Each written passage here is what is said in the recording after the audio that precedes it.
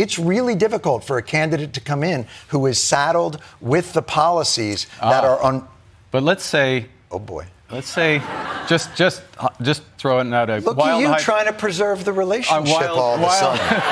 A wild hypothetical. Let's say the candidate wasn't part of the government. Let's say the candidate did have a lot of economic experience. Let's say the candidate did deal with crises. Let's say the candidate had a plan to deal with the challenges in the here and now. Sneaky, you're running as an outsider. I am an outsider. Wow.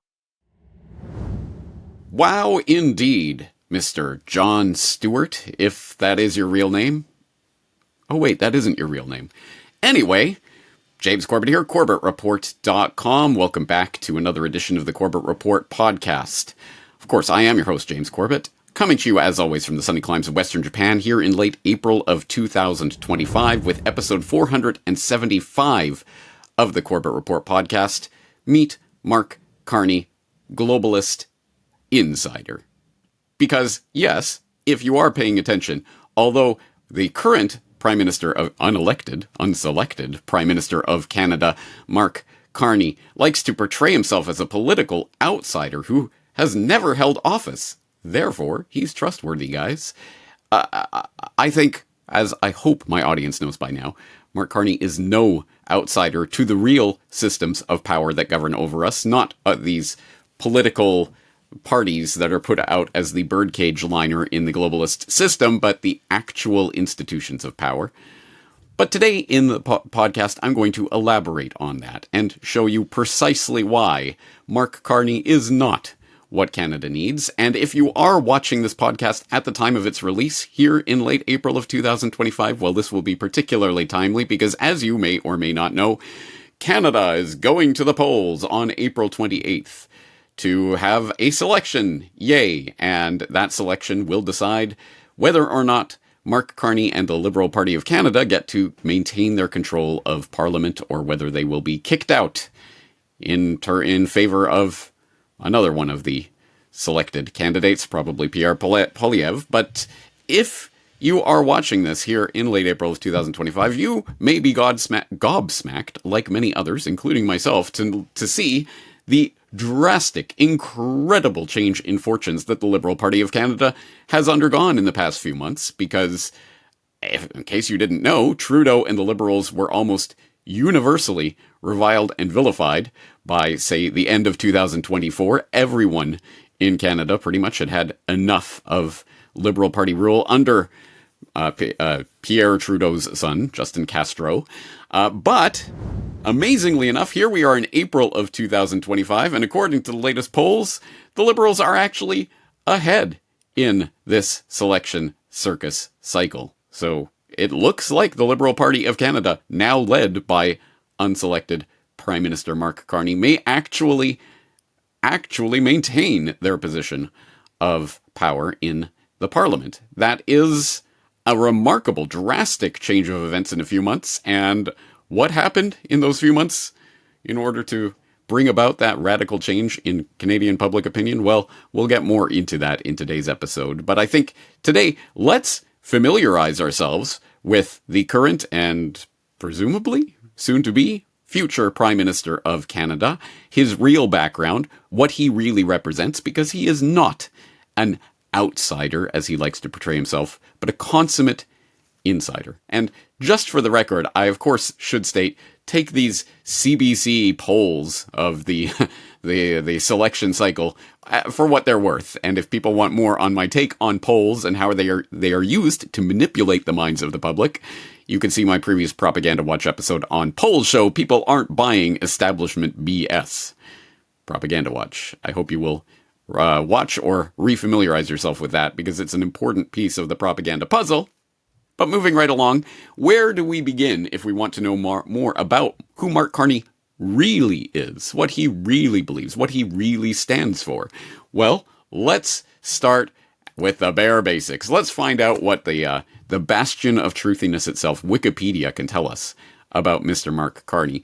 Well, we can learn some basic facts about his biography. For example, Mark Joseph Carney is the 24th Prime Minister of Canada, and he was born in Fort Smith, Northwest Territories and raised in Edmonton, Alberta, and for a Calgarian like myself, that's already a red flag. But more seriously, he graduated with a bachelor's degree in economics from Harvard University in 1988, then studied at the University of Oxford, where he earned a master's degree in 93 and a doctorate in 95, which all sounds very impressive to the average Joe Schmo on the street, but hopefully, again, is setting off some alarm bells for people who know the types of people that come out of institutions like Harvard or the University of Oxford and its interesting connections and associations.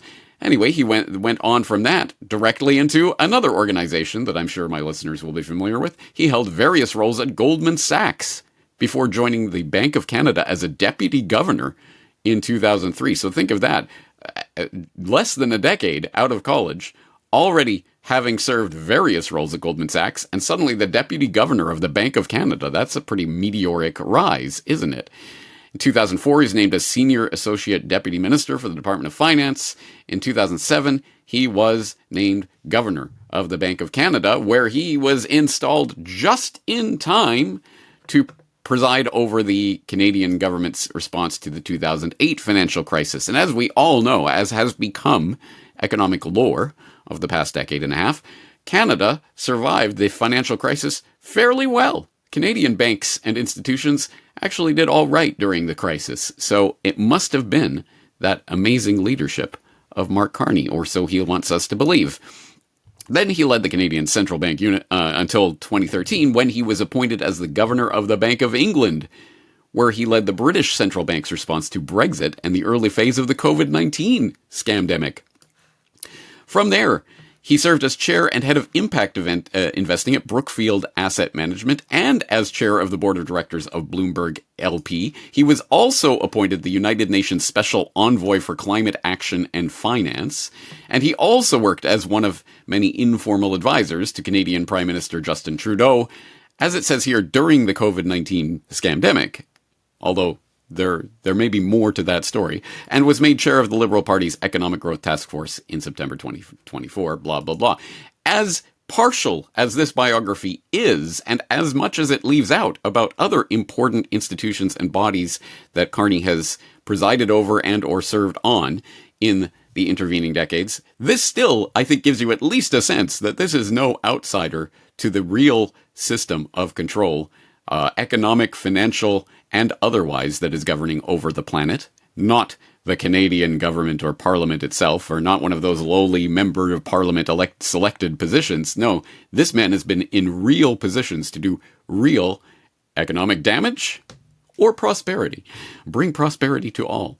And so it is in that context that we have to evaluate Mark Carney and his record. So let's start today by taking it from the horse's mouth, because why not give the devil his due and see what he has to say for himself? And in order to do that, we're going to go to the website of the TFM Report. You may or may not remember that Chris and Jody had me on as a guest on the TFM Report in the past. If not, I'll link it up here so you can go and watch that interview.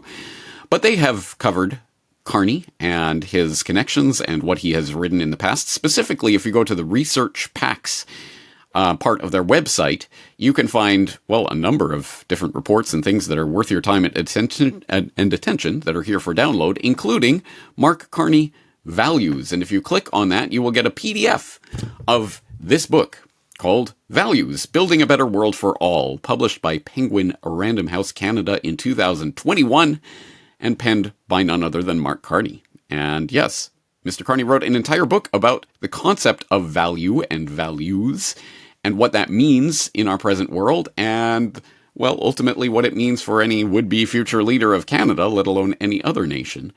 And, well, I won't presume to summarize the book myself. Why don't we let Mark Carney do it himself in his own voice from his own audiobook reading of Values? An overarching theme that runs through this book is that we cannot take the market system, which produces such plenty and so many solutions, for granted. Markets are essential to progress, to finding solutions to our most pressing problems, but they don't exist in a vacuum. Markets are social constructs, whose effectiveness is determined partly by the rules of the state and partly by the values of society. If left unattended, they will corrode those values. We must concentrate on rebuilding social capital to make markets work. To do so, individuals and their firms must rediscover their sense of solidarity and responsibility for the system. More broadly, by rebasing valuation on society's values, we can create platforms of prosperity.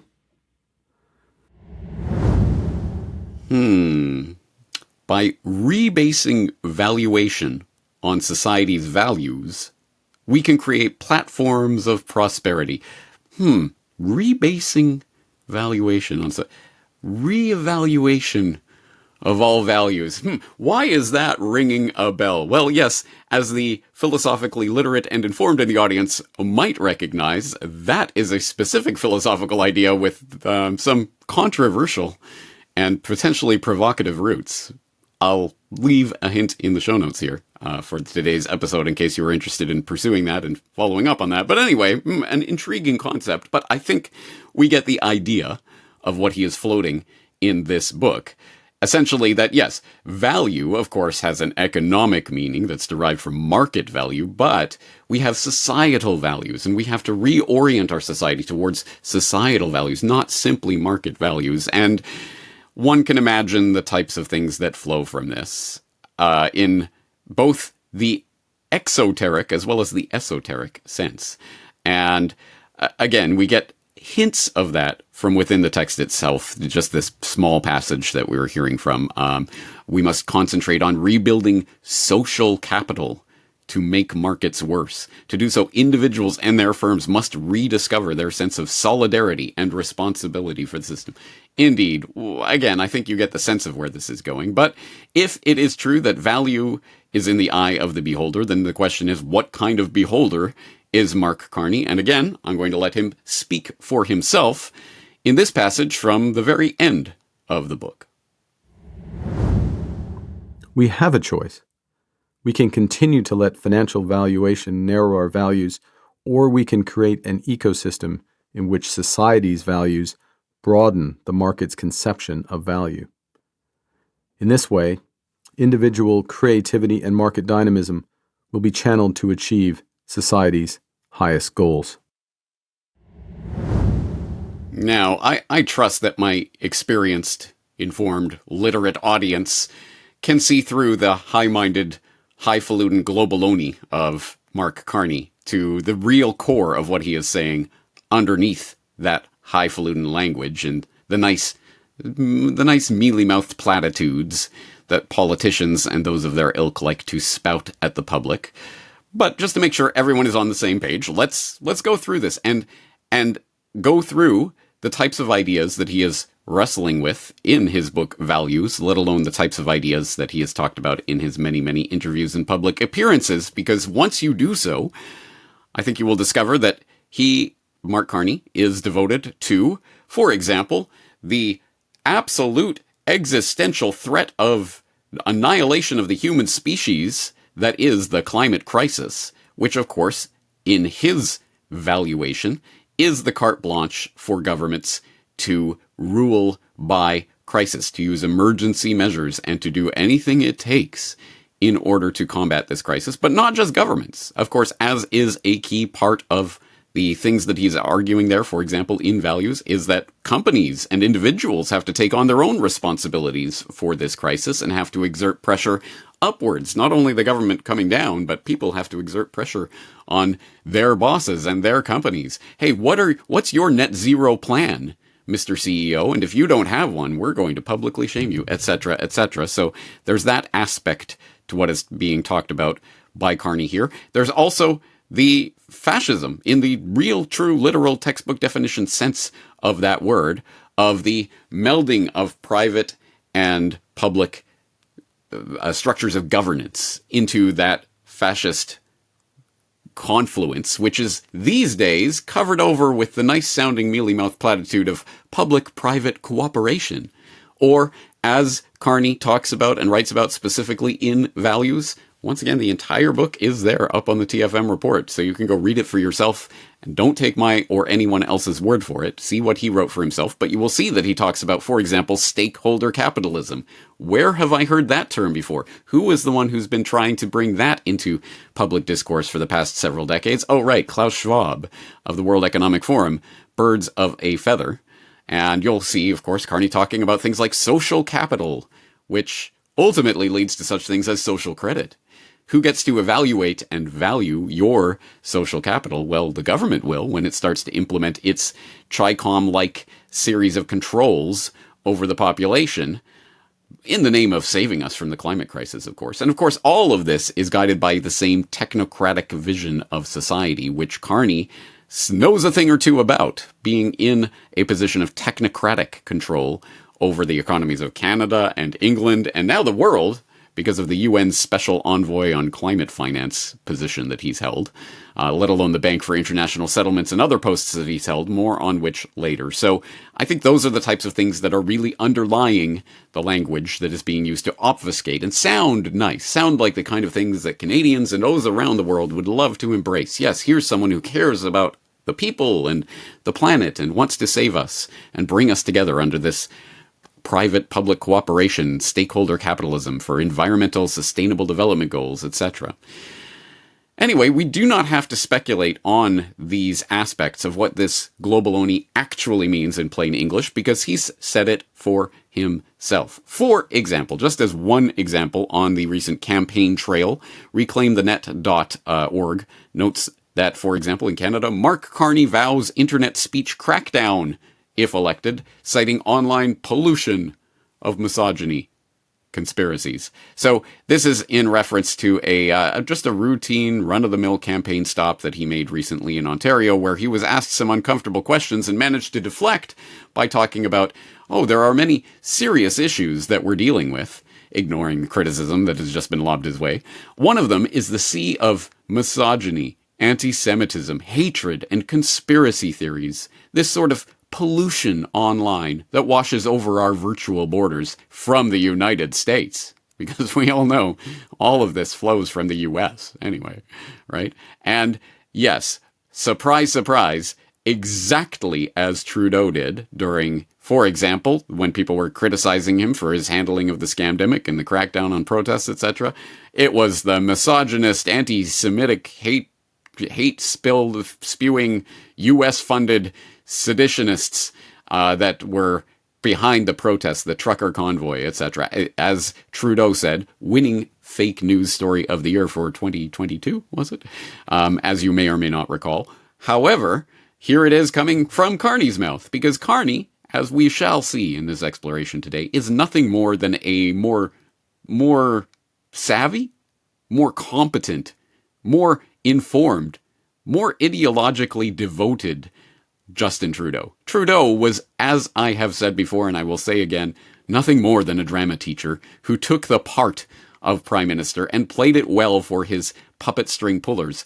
But amongst those people pulling on his strings was Mark Carney. Again, a point that we'll see later in greater detail later in today's episode. But not to say that, of course, Carney does not have his own string pullers. Of course he does. But he is higher up on the global chain than someone like Trudeau. And here he is saying the exact same things that Canadians reviled Trudeau for. Here they're coming from Carney, but for some reason, a lot of Canadians seem to be lapping it up. Or at least the CBC wants you to believe that. Anyway, this article goes on to talk about some of the online hate speech laws and other forms of Orwellian internet censorship crackdown that the Liberal Party under Trudeau has tried and failed to pass in recent years, Bill C-36, Bill C-63, and then goes on to note that Carney's little impromptu speech here on his routine campaign stop didn't include specifics about how he was going to crack down, but this is usually code for, we'll make it up later. But the intent is clear. The Liberals are once again oiling up the guillotine of speech regulation, ready to let it fall on anything remotely edgy, impolite, or, God forbid, unpopular. And of course, it's only the Liberals who do this, right? The Conservatives, if they get in power, will only limit the free speech of, say, people who want to protest what's happening in Palestine. But that's the good kind of censorship, right, Conservatives? Anyway, This is the type of thing that Carney is devoted to. These are the types of values that he values and that he will make very clear in his years in power if he should be selected. But again, let's not put words in his mouth. Let's take them from his own mouth. And we'll look at specifically what Carney said during the Freedom Convoy there in Canada a few years ago. Again, my listeners should be well aware and familiar with that story and the incredible, absolutely nightmare dystopic crackdown on protest that happened in Canada, the criminalization of dissent that I have documented on this podcast before. Please check the links in the show notes if you need to refamiliarize yourself with that subject matter. But what was Carney's role during that time? Because as we know, he was a total political outsider, not holding any political office at the time. So he must have just been off in England doing his Bank of England thing and not worrying at all what was going on in Canada, right? Wrong, of course. He did have things to say, and in fact was whispering in the ear of Prime Minister Puppet-in-Chief Trudeau at that time. But let's take this from the aforementioned TFM report, in which Chris and Jody, on a not so recent, last year edition of their TFM report, were going through Carney's public statements and pronouncements and dissected a little editorial that he wrote about the seditionists in Ottawa during the Freedom Convoy. This was Mark Carney, just in case you still think, though, he's pleasant. He's a pleasant man.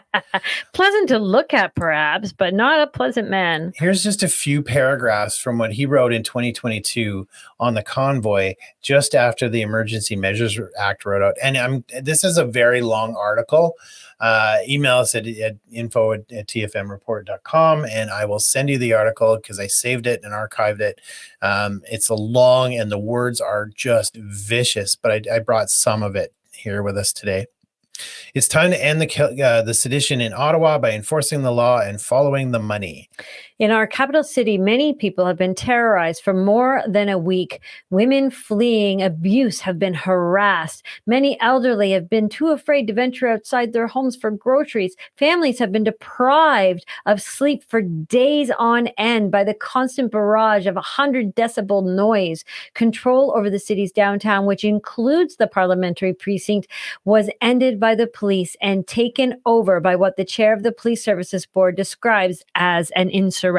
Now, did any of that happen? No. Okay. Well, the police did definitely end it, but they were the insurrection. But it wasn't us. Harassment and the abuse and the terrorizing. And that was the police. And somebody mentioned on the last show, or no, maybe it wasn't on the last show, but somebody made mention in a meeting I was in yesterday that they met me at the Swiss Hotel because they had parked beside my vehicle, and my vehicle had been ransacked and vandalized. Right. They left his Audi, beautiful, brand new, expensive car alone, but trashed my vehicle. And what we found out from police later on was that over 100 vehicles, all with Canadian flags on them, all got trashed that night.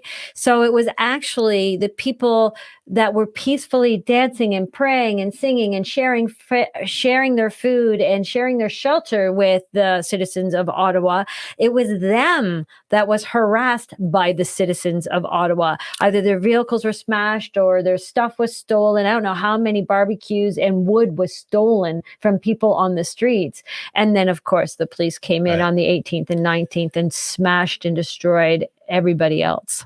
So just finishing. But now, in its second week, no one should ever have any doubt. This is sedition.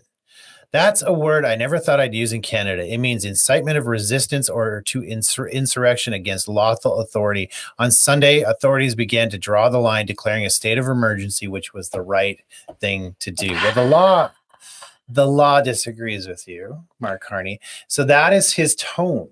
That is his tone with people who now he did say something about you have a right to peaceful protest, but this was not protesting. This was insurrection. Right. So that is his tone towards people who. This is the guy redefining value. Right. They were just fighting for their universal rights. No, redefining value. If they were fighting for climate change, we'd still be out there and it'd be allowed. But because we were fighting for inalienable rights and the right to choose and the right to informed consent, no, that has no value in society. I think Jody hits the nail right on the head there at the end. Yes, if this was about the values, for example, protesting for climate change, just stop oil, some sort of nonsense like that, absolutely, Mark Carney would not only have not written an op-ed calling them seditionists for protesting in such a way, he would have applauded their actions, exactly as we saw, for example, during the depths of the scamdemic, when it was absolutely egregious to have these people out there protesting on the streets about the lockdowns and all of the mandates, etc., but it was totally fine for large-scale protests of people, for example, protesting George Floyd, because that's the good cause. You can protest. You can't protest for that. And just to underline and document the hypocrisy, yes, here is the Globe and Mail article, archived, of course, from February of 2022, the op-ed by Mark Carney, "It's time to end the sedition in Ottawa by enforcing the law and following the money." And just in case you think that sedition in that headline was by the headline writer and not by Carney himself, no, as he goes on to make it clear, he was talking specifically for himself about what he thought about these protesters in the Freedom Convoy. Drawing the line means choking off the money that financed this occupation, he wrote. Obviously, a forewarning to the Canadian public about the absolute incredible travesty of injustice that was about to occur with the seizing of bank accounts that, again, I have documented before. But he goes on to spell it out in black and white. "But by now, anyone sending money to the convoy should be in no doubt. You are funding sedition." Which, of course, is a pretty serious charge that brings with it some pretty serious legal penalties, doesn't it? And that's exactly the types of values that Carney holds. If you are one of these horrible, anti-Semitic, misogynist, racist, whatever IST word I can think of, type of people who cares about your personal freedom, we will call you seditionists and take away your right to use your own money, to interact in the banking system, to have financial ties, to support your family. We will do anything it takes to stop you. That, of course, is Mark Carney's stipulation of the values, but he won't even stand by them. He won't even stand up for those stated on the record values that he displayed in 2022, because here in April of 2025, we have this from Reclaim the Net. Canadian PM Mark Carney downplays role in Freedom Convoy crackdown despite backing emergency measures and calling protest sedition and urging financial chokehold, in which it notes that sedition is what Carney decided to brand the civil protest at the Freedom Convoy in an op-ed published in the Globe and Mail on February 7, 2022, and true to his previous roles in big finance, proposed to put an end to the protest, he called it this occupation, by choking off the money that funded it. Now, given his current affiliation with the Liberal Party, the new Prime Minister was asked to send a message to those Canadians who lost trust in the previous cabinet because of its handling of the protest. Instead of doing that, Carney first sought to distance himself from himself, saying that he has only been a politician for 2 months, and claiming that he took on his new role because he knew this country needed big change. Wow, playing both sides of the fence. That is incredible for a tap-dancing politician. He is a consummate political insider, if only because he knows how to play the game extremely well. What are you talking about? Yes, the country needs big change, and I've only been a politician for 2 months. I had nothing to do with advising the Prime Minister about what to do during the convoy. Oh, wait, he did, documentably. Again, we'll get into that more later in today's exploration, but he will not even stand up for his own actions and values when he is cornered on them and finds them to be politically disadvantageous to say that in plain English. So, that's the type of mealy-mouthed globaloney politician we are dealing with. Another slimeball. And again, one that marks him out as a consummate political insider, I would say. Well, if you want to know more about Mark Carney and who he really is, and what his real agenda may be, let's turn to a source that I think is worth your time and attention. And that source comes from someone who should be familiar to Corbett Report listeners. I'm talking about Dan Dix of pressfortruth.ca. I trust that Canadians in the independent media space will have seen Dan and his work before. Corbett Reporteers will be familiar because of our many, many, many conversations in the past, including a rather relevant and important one from 2015, where I talked to Dan about his his documentary on the Trudeau deception, Dissecting the Trudeau Hype with Dan Dix from October of 2015, where, yes, even before Trudeau got underway as Prime Minister and began his decade of terror over the Canadian population, there was Dan warning about it well in advance. And again, I can point to his June 2015 Trudeau Deception documentary, a short 16-minute summary of why Trudeau was not the hope and change Obama-Messiah for Canada at that time and should not be believed. His political hype was only that, hype and PR. Dan laid it out in 2015. So what does Dan have to say about Mark Carney and the Mark Carney deception? Well, he has just put out an incredible, very good, detailed, and to-the-point video called Everything You Need to Know About Mark Carney in Under 7 Minutes. So if you don't want to hear James Corbett reading passages from Mark Carney's book and doing all this, oh my God, all this research, here is a great short summary that, at the very least, you can send it to your TikTok-addicted, attention deficit deprived friends out in normie space to hopefully get through to them about what Mark Carney really is. I will definitely commend this video to your attention, and I will now hold my breath while you pause this video and go watch that video. Okay, now that we're ready and the table has been set, the deck has been cleared, whatever analogy you want to use, let's turn to Dan Dix, because I recently had a chance to talk to him about Mark Carney, who Mark Carney really is, what his agenda may really be. And I think Dan has some interesting points to make. So I started by asking Dan Dix of pressfortruth.ca about how it can possibly be that the Canadian public, who has just lived through the last 10 years of the Trudeau deception and have finally caught up to Dan and other conspiracy realists who were warning a decade plus ago about what Trudeau really represented, finally understanding that they were had. How is it that they are falling for the Carney deception? Well, they're certainly ready for change. You know, they have that hopium that is happening again. And it seems to be a 10-year cycle in Canada that people get fed up with the guy prior and they're ready to accept anybody to replace him. I witnessed the exact same thing with Stephen Harper. Canadians hated that guy and they were absolutely ready for anything. Well, now they're ready for a global elitist, centralized bankster, WEF puppet, Bilderberg insider. Why? Because he's, saying that he's, going to fix the economy. It's absolutely wild. But yeah, I really wish Canadians would recognize the cycle time and time again that we're being pushed through to elect these new leaders every year. It's clear that he has not been elected. He has been selected. In fact, when he was chosen as the Liberal leader, it was, I think it was like 80% or something like that of his party chose him to be the replacement. And only 40% of the people actually voted for that, had that ballot put in there. So that actually makes up less than 1% of the entire Canadian population who has ever voted for this guy. So he wasn't a sitting member of parliament. He's never received any kind of a vote from a Canadian voter for anything.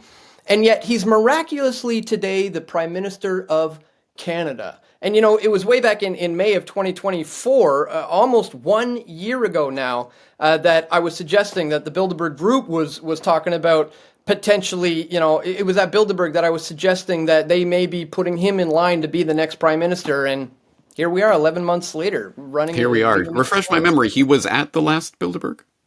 He was at the last, 3 Bilderbergs for sure. Yeah. If you look at his Wikipedia page, it'll say he was there in 2011 and 2013 or something like that, and that was it.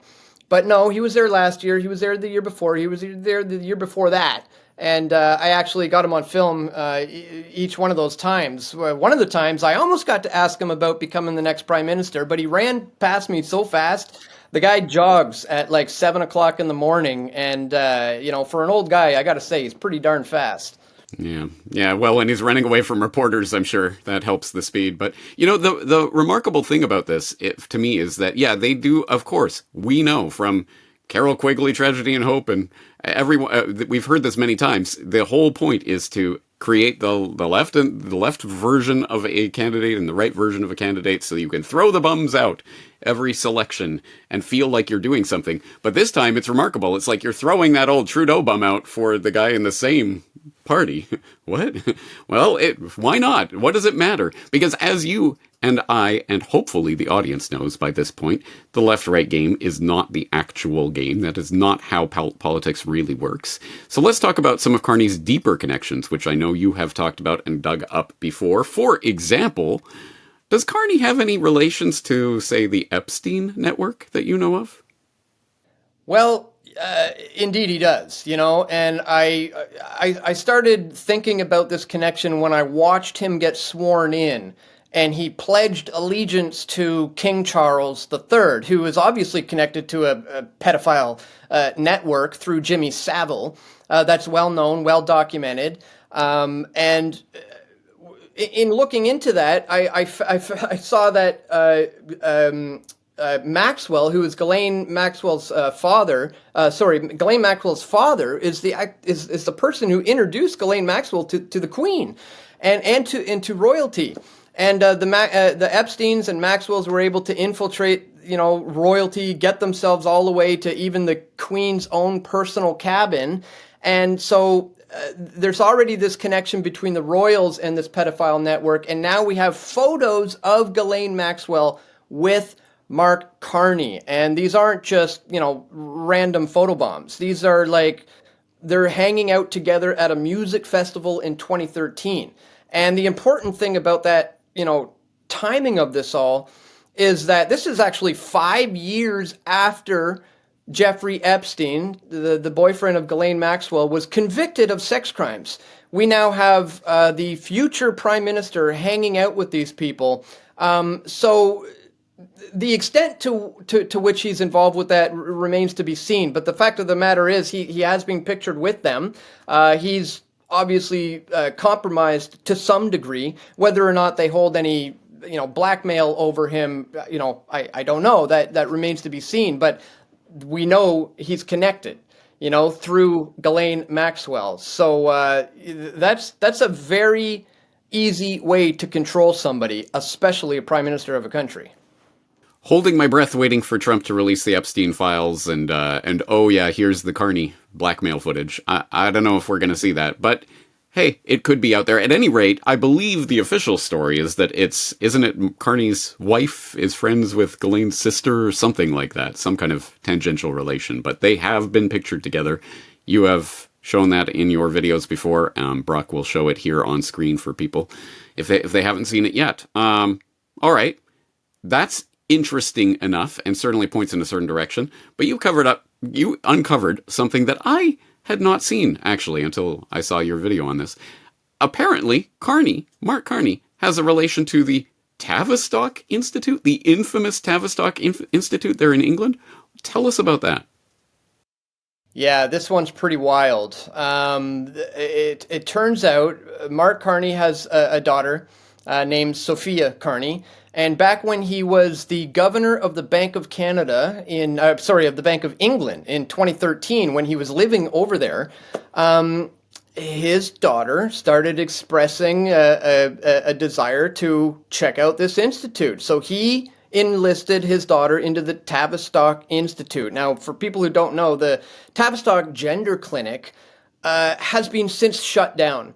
They got sued by over 1,000 families because of some insane atrocities they were doing to children. Essentially, they're brainwashing young children into getting life-altering surgeries, taking hormones and puberty blockers, and some of them have since detransitioned, and this is why they are suing them for being brainwashed into this stuff. This is the place that Mark Carney allowed his child to go to. Since then, she now identifies as non-binary. She believes that she's neither a female or a male. She's neither of these things. And he also promises that moving forward, his administration and his government is always going to offer transgender surgeries, puberty blockers, hormone treatments, and anything without exclusion, including children. This is part of his kind of platform. And his own daughter identifies by they, them pronouns, considers herself to be non-male or female, and was brainwashed by the Tavistock Institute. I mean, this is the guy who's going to be, leading Canada. He can't even lead his own family. It's unbelievable. It's interesting, again, people thinking that they're going to throw out Trudeau and everything that he stood for by replacing him by the exact same ideology, the exact same party, the exact same. They're changing nothing except the fact that, I guess this was a banker, so he knows about economics. It's crazy to me. If you had a chance to address the Canadian people who are falling for this deception, what would you say to them? Oh man, I would say just to shut the TVs off and just reject the tune out of the politics. Like, it's just a big ballerina show. It's more choreographed than a ballet. It's like we often say, two wings of the same bird. Smoke and mirrors. It's just a massive distraction, and something I'm recognizing with people who do give into this and play into this, and even with social media influencers online, they're getting the massive algorithms. They're getting all the views. If I started championing for one of these guys, I would probably start skyrocketing in views as well, because that's what the system wants. They want us playing into this nonsense. They want us, giving up that eventually giving up that sovereignty to these guys who are going to give it over to the global oligarchy, really. But I don't know. I think the COVID 1984 pandemic kind of exposed me to the fact that we got a lot of work to do here in Canada. Like, the Canadian people are truly brainwashed themselves, and I saw that as a result of all the masked people walking around post COVID 1984, and I'm seeing it in this election season. People are actually getting behind Carney. They forget that they got behind Trudeau and they hate Trudeau now. They got behind Harper, but then they hated Harper, and then they got behind Trudeau, and then they hated Trudeau. They're gonna hate Mark Carney when they realize who this guy truly is and what he's truly all about. So I wish they would just tune out, focus on, looking to yourselves rather than the government to help you. Look to getting out of debt. Look to becoming self-sustainable, maybe with like a backyard garden, so you don't have to rely on banks or grocery stores or governments or anything like that. That's what the focus should be moving forward, rather than, looking for the right, person to vote in, especially when it's totally rigged. As I often say, the system isn't broken, it's fixed.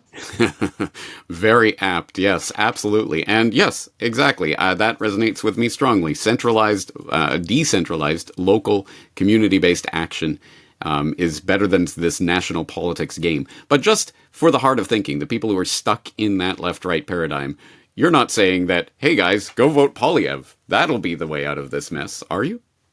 Well, that's an important part to make is, no, anytime I do criticize certain politicians, you get, well, what are you saying? Are you saying we should be voting for the other guy? No, absolutely not. He's going to be potentially just as bad. At this stage in the game, it really doesn't matter which guy is selected here. Generally, the agendas of the global elite are going to be carried out. That's why I earlier called them the controlled opposition, because I don't think it even at this stage in the game it doesn't even matter. But I am actually proud to say I've never once voted for any single politician ever in my life. I find statism to be kind of a hive cult mind. And so I'm not suggesting that anybody vote for any politician, and do exactly as you were and I were just alluding to there. Work on yourself, work on your family, work on your backyard garden, work on getting out of debt, and ignore all the politicians. I mean, if there's certain guys who do talk about good things. Maxime Bernier says a lot of good things. but he's not allowed in the debates, and he wouldn't even get anywhere even if we tried. So I'm just not even going to go there, because when you vote, you are now a part of the problem. Very good point. And you have the clean, perfect track record of never having participated in that nonsense. I, on the other hand, did vote in the first time I was able to vote, when I was 18 or 19 or whenever the selection came around. I did my civic duty and I ticked the box and put it in the ballot box and did my part. And the shame that redounds to the present day over me because of that act. Oh well. And you know what? I'll even tell you who I voted for. It was NDP. Wow. I have come a long way in a couple of decades. Anyway, hey, we were all young and dumb once, weren't we? All right. So you alluded to it before, obviously attending Bilderberg every year, getting pictures of Carney every year. Do we know yet where Bilderberg 2025 is going to be? And is Dan Dix going to be there? I'm pretty sure it's going to be in Stockholm, Sweden. We got an inkling of that last year, actually, and now it's starting to look like that is indeed the case. There are a couple of 5-star hotels that are booked out, and it's looking to be surrounding June 13th, 14th, 15th, somewhere around there in Stockholm, Sweden. And I haven't missed many. I don't think I've missed one since 2012, other than when I couldn't travel through the pandemic, and I first started going in 2006. So I have every full intention of going this year, especially when it's such a big, a year in Canadian politics. And, we got this guy who's formerly been on the steering committee of Bilderberg himself, who's now the Prime Minister of Canada. It would be interesting to see if he's going to be there this year. I do plan on going to Sweden in June. So people can stay tuned for all of my coverage on the upcoming Bilderberg meeting at pressfortruth.ca. Excellent. Dan, thank you for doing what you do, and I'm looking forward to your continued coverage. Absolutely, man. Thanks for having me on. Once again, that is Dan Dix of pressfortruth.ca, and once again, if you have not taken the time to pause this video and go watch that Everything You Need to Know About Mark Carney in Under 7 Minutes video, I suggest you do so now. There is a lot of information in there that documents, yes, some of the less publicized pieces of information connecting Mark Carney to the globalist networks of interest, including Epstein/Maxwell. And just to back that up and document it, put it on the record, we have this from the Toronto Sun just a couple of months ago. Carney campaign pushes back on Maxwell photos, says they are not friends. Talking about the photos of Mark Carney, literally side by side, palling around with Ghislaine Maxwell, that is convicted child trafficker Ghislaine Maxwell, who trafficked to no one, as the meme has it these days. And don't worry, guys. Yes, of course they were cavorting around and were chummy, but it's not what it seems. Don't believe your lying eyes. So the original post of this photo pointed to a photo of Carney and his wife, Diana Fox Carney, standing with Maxwell, the British socialite turned sex trafficker and Epstein associate who's serving 20 years in jail. As a child, the woman you reference, the source here won't even say the name Maxwell, the woman you reference went to the same high school as Mr. Carney's wife's sister. While they have bumped into each other in public settings, including the 11-year-old photos that you sent, they're not friends. Yeah, guys. Again, they're just hanging around literally side by side. No relation whatsoever. Just this distant wife, sisters, friends, uncles, dogs. What are we talking about again? That woman you referenced? Who cares? So, interesting connection, isn't it? But, of course, some people come along to muddy the waters. And so Reuters fact-checkers will come along to set the record straight. Image of Carney, Maxwell, and Tom Hanks on a beach is likely AI, say experts. Talking about some image that has been making the rounds of them sitting side by side. That doesn't even look like Maxwell to me. But anyway, yeah. No, that doesn't look like a real image, does it? does it? And so, of course, Reuters can come along and say, look, see, this image of Carney and Maxwell is fake, and you shouldn't believe it. And they may even be right about this image, but guess what? This pollutes the search term. So now when you're looking for images of Carney and Maxwell, you better believe Google's going to send you to this fact check by Reuters so that you can think that it's all just some sort of AI-generated nonsense. No, there are no real, documentable, verifiable, admitted photos of them together. Reuters has debunked this one, right? You see how that operates. But, conspiracy, wingnut, freak job realists like myself and others may think, who would actually have an interest in seeding fake images like this and trying to propagate them out so that they can be debunked by Reuters and the other fact checkers? Well, maybe, I don't know, maybe Carney and his campaign might have something to... no. Silly, crazy conspiracy theory. They would never deliberately put out fake images that could then be debunked in order to pollute the search for Carney and Maxwell, right? That would never happen. That's a crazy... Well, how about this weird story that came out recently? Spread of fake campaign pins. Disgusting, says Senior Tory. So, make of this what you will, but here are a bunch of campaign pins that were being distributed not by conservatives, as the pins themselves might make you believe. A vote for Carney is a vote for Wexit. Lock Justin up. Make Canada great again. Free Alberta. So all of these things that are trying to get you is to associate the opposition to Carney with Make America Great Again and Trump and Trumpisms, lock her up, lock Justin up. These types of things are being conflated. These pins were not made by the Conservative Party of Canada or people associated with them. No, they were made and distributed by people in Carney's campaign as a presumably type of false flag event where they're trying to get people to associate the Conservatives with MAGA and all of that. Interesting. So make of this story what you will. Look into it. Carney, for his part, said, "This is I don't want to have anything to do with this, and the people who were responsible for this have been reassigned." Not fired, reassigned. Interesting, yeah. Anyway, those are the types of shenanigans that go on in campaigns like this, and that make it maybe a little bit more plausible that the campaign would insert fake images of Carney and Maxwell to pollute the search terms. But anyway, make of all that what you will, and all of the connections in globalist networks and other Tavistock Institute craziness that Dan Dix has documented. Make of that what you will. But let's go back to the fundamental question that we're asking here today, which is, what would Canada look like under a year, several years, a decade of Carney rule? What is Carney's Canada going to look like if it comes to pass? Well, again, we could go and start dissecting his public statements and his various pronouncements in various fora. For example, who can forget when he appeared on Bloomberg for probably the 800,000th time to talk about the COP26 summit that was taking place in Glasgow in 2021? Net zero, a ruthless, relentless focus for G-fans. Mark Carney. You'll remember G-fans, of course, because it was the topic of conversation, amongst other things, when I talked to Whitney Webb in November of 2021 on exposing how green finance is monopolizing the planet. So we talked about G-fans and the plan to monopolize the world's resources by the ultra-wealthy for the benefit of the ultra-wealthy.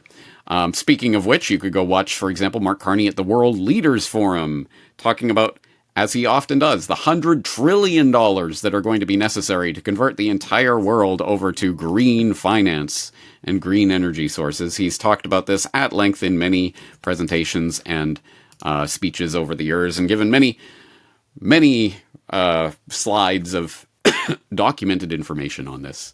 Because, again, it's all very financial and economic. Don't worry, guys. Don't think about it. Just trust him. He's the expert, and he's going to tell you how these trillions and trillions and trillions of dollars in investable capital should be directed in the interest of the green transition. Yay, green bond issuance has tripled since 2017, etc., etc. We could watch Carney talking at the Bloomberg Green Summit back in 2021 on investing in the climate future, where, again, he's back on his hobby horse talking about the trillions and trillions and trillions of dollars that will be needed to grease the skids of this global takeover. And, again, Davos 2021, carbon markets, where he was appearing alongside such infamous characters as Bill Gates to talk about the creation of carbon markets and how that will steer us into this brave new world future of carbon finance and carbon markets and carbon credits and social credits. And while you're at it, as a little bonus, you can take a look at the interesting painting that Carney has in his background there, and the Masonic checkerboards floor on that painting, and the fake windows in that painting, and whatever is going on there, whatever esoteric message is being sent in the background of that. Well, you could certainly take that tack and start to look at the esoteric meaning of a potential Carney prime ministership, as I did with Jakob Nordengard, recent guest on the Corbett Report, where we talked about the externalization of the money masters and the bizarre Blavatsky, Alice Bailey prediction of 2025 and what this might have to do with climate finance and the externalization of the money masters. Fascinating conversation. I hope you have checked that out. If not, I will throw it in the show notes so you can check it out. But let's get back to today's main task again. What would Mark Carney's Canada look like if not challenged? Well, if that is your question, boy, do I have a resource for you. It is located at the economictruth.org, which you will hopefully remember is the website of previous Corbett Report guest John Sneisen, because you will remember that I talked to him last month about the Young Global Leaders Club, the World Economic Forum program to identify, pick, groom, and ensconce in power various young global leaders. To penetrate the cabinets, as, of course, Klaus Schwab has infamously portrayed it. Well, we talked about that last month on Solutions Watch, and John Sneisen has just put together this very interesting resource that I will highly commend to your attention. It is linked up in the show notes if you need it. It is at theeconomictruth.org. It's under the title, What Would Mark Carney's Canada Look Like If Not Challenged? And it starts with this strategic forecast for Mark Carney's technocratic transformation of Canada. This is fascinating, and it goes through the various phases of a potential Mark Carney prime ministership and what would take place in those phases. Installation and optics, CBDC rollout and ESG mandates, criminalization of dissent and surveillance, full technosocial reset, themes across all phases, final outcome.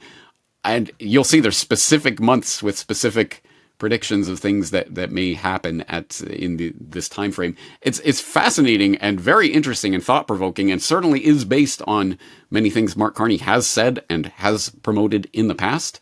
So it is definitely worth taking a look at this and seeing how such an agenda could unfold step by step. But I will say, interestingly enough, this document and the specific predictions, specific months and phases, etc., was not created by John Sneisen. I'll just leave that there. We will find out in a moment where this actually sources from, and it's interesting and surprising. But anyway, having said that, down at the bottom of this article, you will find a list of downloads. For example, Mark Carney's Insights, Mark Carney Deep Dives and Background, 2008 to current. Mark Carney, the Liberal Party Advisor. Mark Carney, Allies and Mentors from Earlier Life. Mark Carney Deep Dive, A View from an Anarcho-Capitalist. And Mark Carney and the Technocratic Transformation of Canada, Extended Detailed Version. All of these are downloadable PDFs. You click on it and you will get each document. And for example, this career timeline and policy overview, going through his time at the Bank of Canada, the chair of the Financial Stability Board, the governor of the Bank of England, the Group of 30, the UN Special Envoy on Climate Action and Finance, talking about GFANZ, vice chair of Brookfield Asset Management, talking about various policies, advisory roles, etc., that he has had in the Canadian government, his role during the Freedom Convoy protests, and dozens and dozens and dozens and dozens and dozens of sources for you to go through from which this information was compiled. A valuable, interesting, important document, and that's just one of these documents. There are many more in here, including this detailed timeline of roles, policies, and an anarcho-capitalist critique. Again, hyperlinked document, all sorts of information in here. And one that particularly caught my eye was it in this document. Yes, I believe it was. Yes, this digital currency proposal. So there's lots and lots of information to go through in these PDFs. I will leave it up to you guys out there to go and explore this to your heart's content. There's a lot of information, but this particularly jumped out as I was going through these documents. Digital currency proposals. Perhaps Carney's most radical idea emerged in August 2019 at the U.S. Federal Reserve's Jackson Hole Symposium. That rings a bell, doesn't it, Corbett Reporteers? You will remember the Jackson Hole Symposium. I've talked about it several times. It's the annual bankster conclave where the central bankers of the world go to hatch their schemes for world governance and dominance every single year, in most secrecy, of course, because the media never even attempts to cover it. But you'll also specifically remember the 2019 version of that Jackson Hole Symposium, because that was the one at which BlackRock unveiled their going direct reset, which I have obviously talked about before. For example, CorbettReport.com/BlackRock, if you're interested in more in that story and what that means. But anyway, at that same symposium, there, Carney argued the world risked a destabilizing dependence on the US dollar and floated the idea of a synthetic hegemonic currency, SHC, essentially a global digital reserve currency possibly provided through a network of central bank digital currencies to replace the dollar's dominant role. Central banks might need to join together to create their own replacement reserve currency, Carney posited, calling the dollar's outsized influence destabilizing. He suggested an SHC akin to a digital coin backed by a basket of currencies could dampen the domineering influence of the US dollar on global trade and financial conditions. This proposal was groundbreaking, effectively a call to reinvent the international monetary system. So yeah, CBDCs, central banks, digital currencies, synthetic hegemonic currency. Yup, he's talked about that. And here's the link to the Bank of England, where here is the actual speech itself, talking about the growing challenges for monetary policy in the current international monetary and financial system. And if you look up the synthetic hegemonic currency, here it is. He's talking about how to dampen the domineering influence of the US dollar on global trade, and talking about the potential rise of, say, a new hegemonic reserve currency like the renminbi. Rah, rah, China. China will save the day, guys. What could go wrong with the Chi-Coms in charge? Anyway, it's all there. And as I say this, it's just one thing that stood out from this many, many multi-page document with all of these links. And that's just one of these documents. So there's a ton to go through in these documents that I will once again commend to your attention. But luckily, I had the chance recently to talk to John Sneisen, the author of these documents, about what Carney's Canada will look like, the predictions for the future, and specifically specific points. And I had the chance, for example, to start the conversation by asking Sneisen specifically about the synthetic hegemonic currency that he proposed at Jackson Hole in 2019. Basically, the idea that he's talking about it's quite interesting, because what he wants is basically an idea of a lot of people have talked about this already with the SDR, for example, being a global digital currency. I had the idea always that they would try to implement, create CBDCs in countries. They would create their central bank digital currencies in the US and everywhere. And then they would have an overlying currency. But what he's proposing is that several central banks would have this reserve currency that they could create. It's a digital currency that's backed by nothing. It's a central bank run currency by, I think, a handful of central bank that he proposed that was supposed to, run the currency and then issue it. And so basically you have that, and then you have all these underlying countries, having the digital currencies then trading up, and that being a reserve, like the SDR, being traded in between each other for settlement purposes on, the global level, how they settle between each other now with special drawing rights, for example. It would be the same idea. Or specifically, he wants to replace the US dollar in this term. And so it's quite fitting right now that, isn't it interesting that he's coming in and you have Trump basically saying that the dollar reign is over. He's bringing it down because he wants industrialization back, so he's have to destroy it. And then he doesn't want it to be a reserve currency because it means that you have to spend a whole bunch of money into existence. And with what Trump wants, he doesn't want that. So he is doing that at the same time as Carney comes in, interestingly enough, in Canada at the same time. And so it's quite fitting that, the dollar is getting destroyed as Carney is kind of, schmoozing his way into power here in Canada. And you never know. Maybe it's the great old Canada, Mexico, U.S. Currency, the Amero. Will have a resurgence. When Canada has collapsed or during Carney, and then Trump takes it over, and then basically we join a union. The big dream of all these elites out there. So that could definitely be a path that I see with this SHC that he proposed. It's basically a form of a digital reserve currency.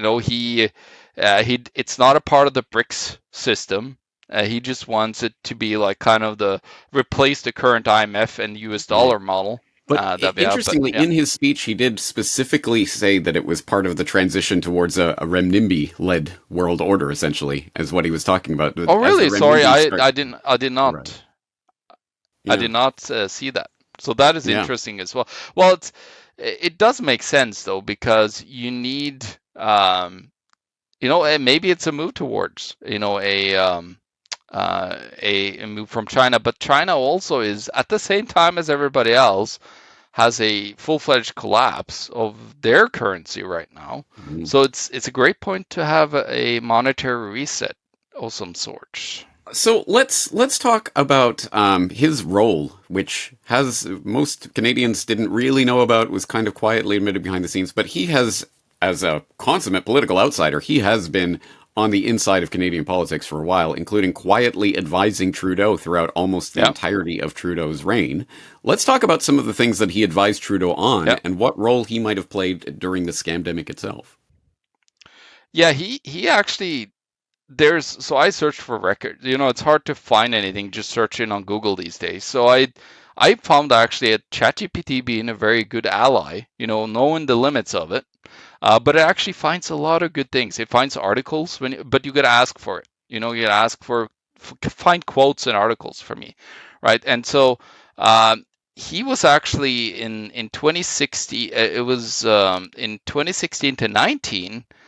He was an informal kind of counsel already to the Liberal Party. And let's see here. In July 2016, for example, Carney joined a public discussion with Canada's Environment Minister and Climate Finance, aligning with the Liberal government's focus on carbon pricing and sustainable investments, an era Carney championed globally through the task force for climate-related finance disclosure that we just talked about. And so that was his earliest time that he was involved. And so he actually was involved right from the beginning. A lot of people thought he came in 2020, as an advisor. No, he's been very close. Like, you got to remember, he's best friends with Chrystia Freeland. What do you think she's going to get her ideas from when she became the finance minister? So it was pretty obvious that he blatantly, during the great debate that they had, was asked about that and lied right in the face of the public, of course. And so it's pretty amusing to watch. Not that I like any of the politicians, but it's really amusing to see that this is happening. And then of course that he was a part of the Liberal team through that time, and also apparently he was also semi-involved in the NAFTA when Trump actually did do the renegotiation of the NAFTA deal to the USMCA. He actually was semi-involved in that, advising on that as well. And so, 2020. No, he's been there all along.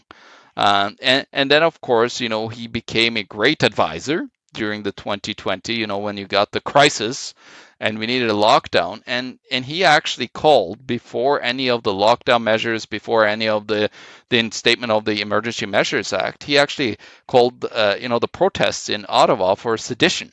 And greatly seemed to have a lot of ideas that got implemented suddenly, right after the Emergency Measures Act was implemented.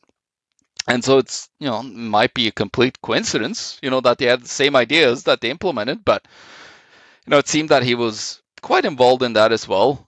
He was also involved in, let's see here, he's basically been involved all along. And then He was, political and climate engagement in 2021. Mark Carney, behind the scenes role began moving into the open. So this is April 2021. Carney made a high profile, if non-official, debut in Liberal partisan circles as future speaker at the Liberal Party's National Convention in 2021.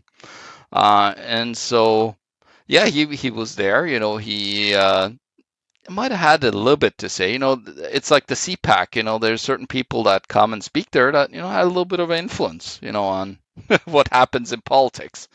And so, yeah, so he's been around, and then of course, he did a lot of consulting through 2022 to 2023, and I believe in 2023 he was really then brought in to really become, he was selected to be like, hey, you gotta actually take over, because this other fool, he's, and nobody likes him anymore. So we need a smart version of Trudeau, because that's all that he is. He's basically the intelligent version of Trudeau, in many sense. Like he has the same. Then let's take a look at Carney's Canada, because this is the question. If the Canadians go to the polls on April 28th and they decide to select Carney, or more to the point, the voting machines decide to select Mark Carney as the new Prime Minister of Canada, what will Carney's world of 2026 and onward look like? And interestingly enough, I will point people to your "What would Mark Carney's Canada look like if not challenged" up on the economictruth.org.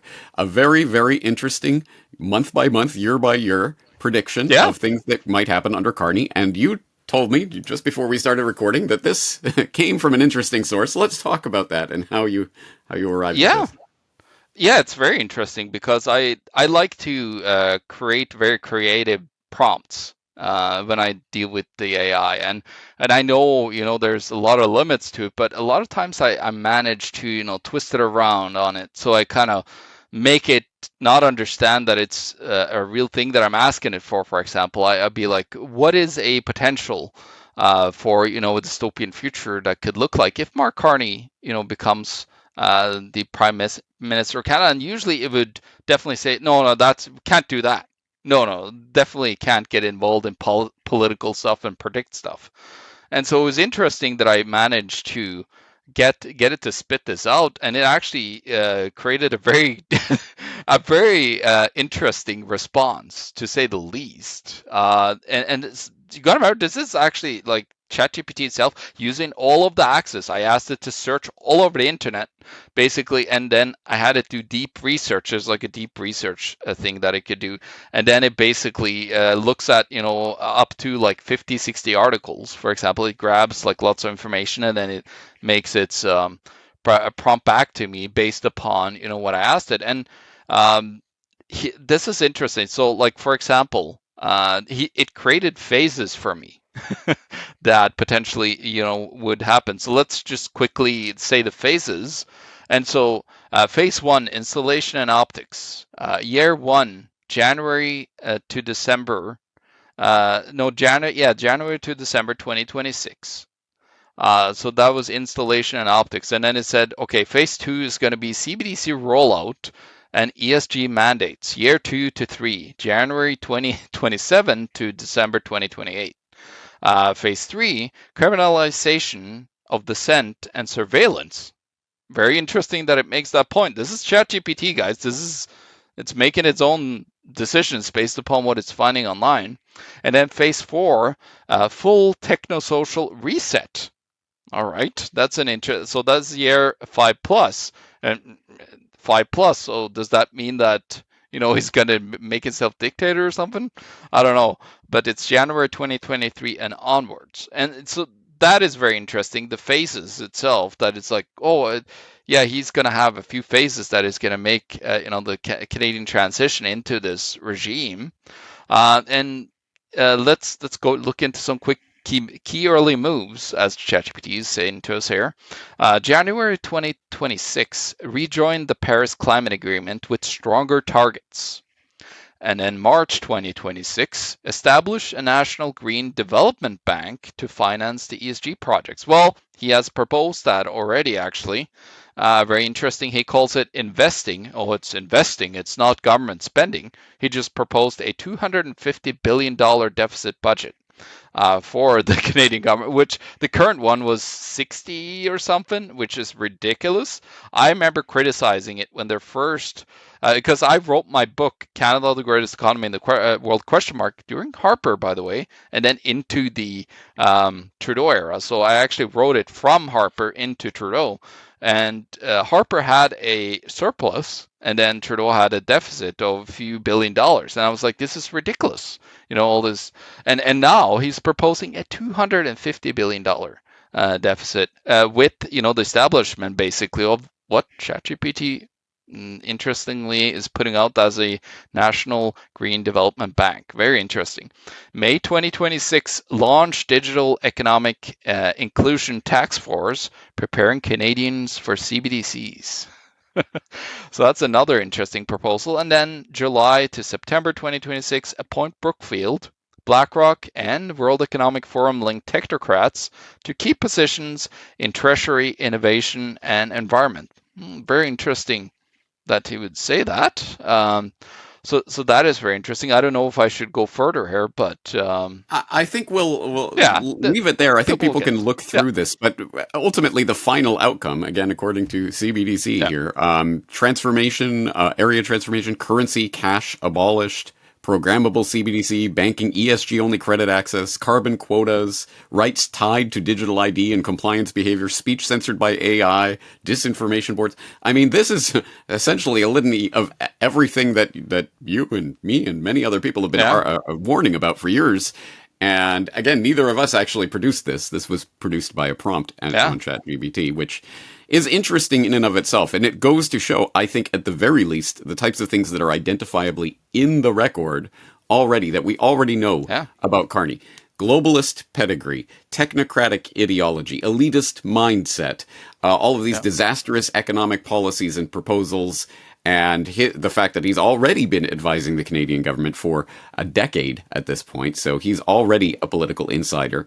So I think it's safe to say, from what we've seen so far, let alone everything else you've compiled in these different documents that I'm going to be linking to, I hope people will check out at theeconomictruth.org. But I think it's safe to say, Mark Carney, no friend of freedom.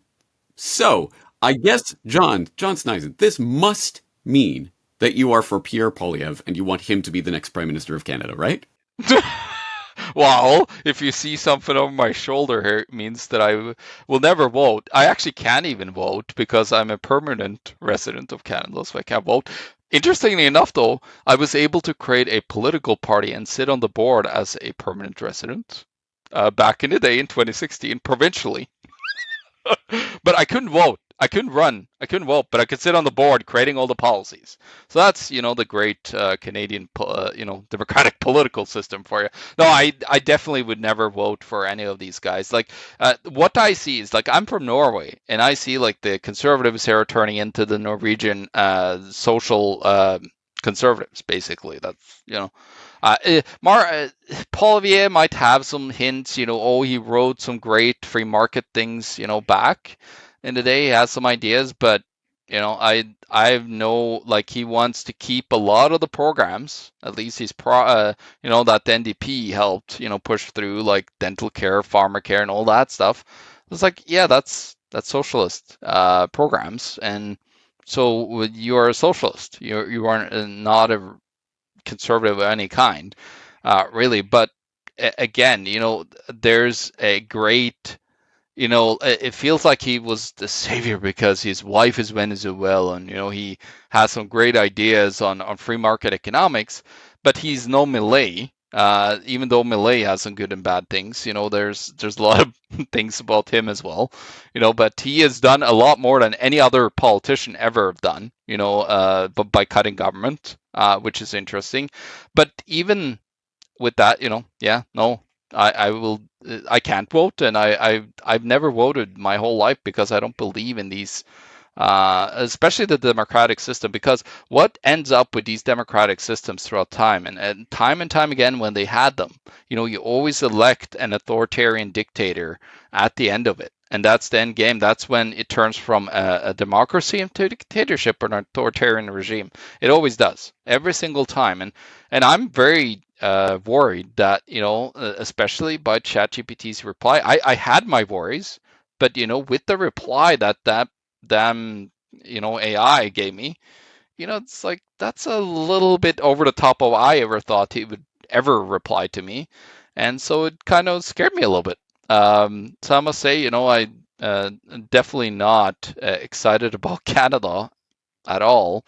And of course, it's turning into, the only thing in Norway that, Norway has is free speech. That's the only thing that Norway has that is good about it, unfortunately. But, it's collapsing into a third world country right now in front of my eyes, my family and everybody. As everybody's happy, in Norway, basically my mom retired in poverty, after the government stealing 51% of her money and income and having 25% in a consumption tax. These programs, like, that's what it's going to end up at any time that we think it's going to get better. It's always going to end up with the government taxing us to the ultimate death point of 95% in the 60s. In the UK, for example, where the Beatles had the hit Taxman at the time.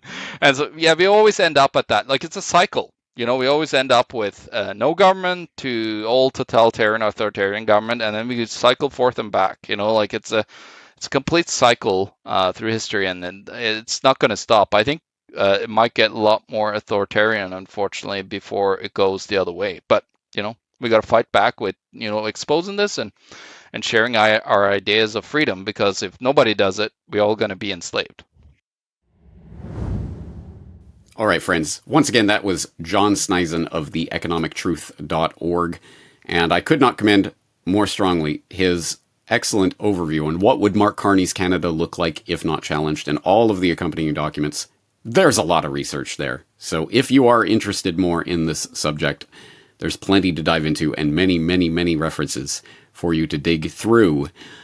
But I trust you at least understand the point that I'm making here today, but just in case you do not, or for the hard of thinking in the audience, let's underline it again.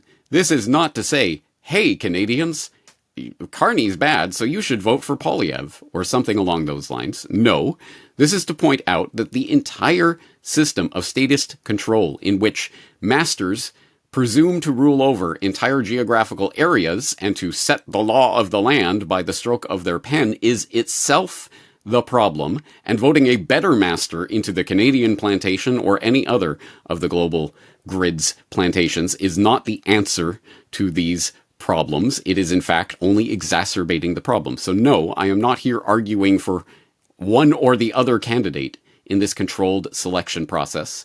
I am once again reminding people that the statist system itself is the cancer on humanity that needs to be excised completely. So whatever happens in the selection coming up here in a few days in Canada, whatever happens, the real solution to these will not come from Ottawa, will not come from a new leader at the national level. It will come from the people utterly, thoroughly, completely rejecting the very concept of technocratic government, the very idea that a government could come in and rule.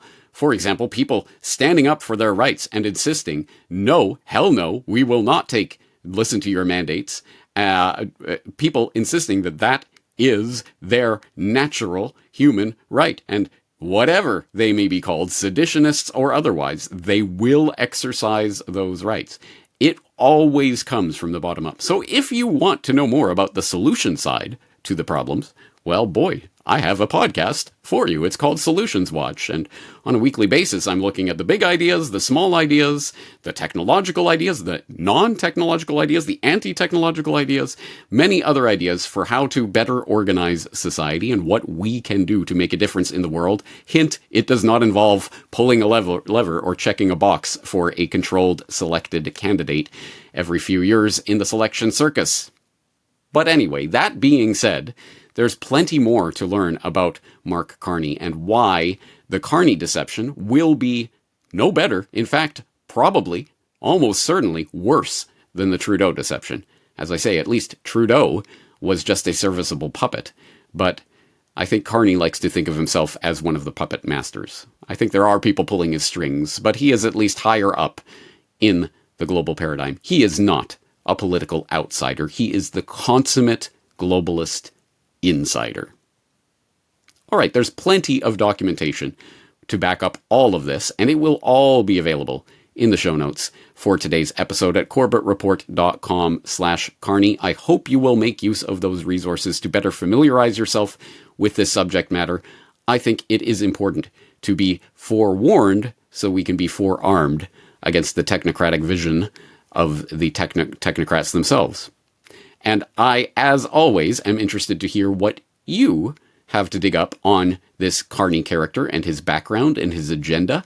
So, obviously, for budding researchers in the crowd, get to work. Start uncovering and going through some of this voluminous documentation and references and see what else you can find. And I am very interested to hear about that. So Corbett Report members, as always, are encouraged to log into corbettreport.com and leave your findings there in the comment section. This is an open source investigation, and everyone, please join in and help assemble this information, because the more accurate a map of reality we have, the better prepared we will be for what is coming. Having said that, of course, Corbett Report members can log in and leave their comments at corbettreport.com/Carney. But that's going to do it for today's exploration. I am your host and navigator, James Corbett, here at corbettreport.com, thanking you for investing your time in today's exploration and inviting you to do the same in the near future. The Deep State. False Flags. 9/11 Truth. The Federal Reserve. Secret Wars and Hidden Histories. Fake News. Medical Martial Law. Ceaseless Propaganda. James Corbett. Reportage. Essays on the New World Order. Available where books are sold. Until they're not.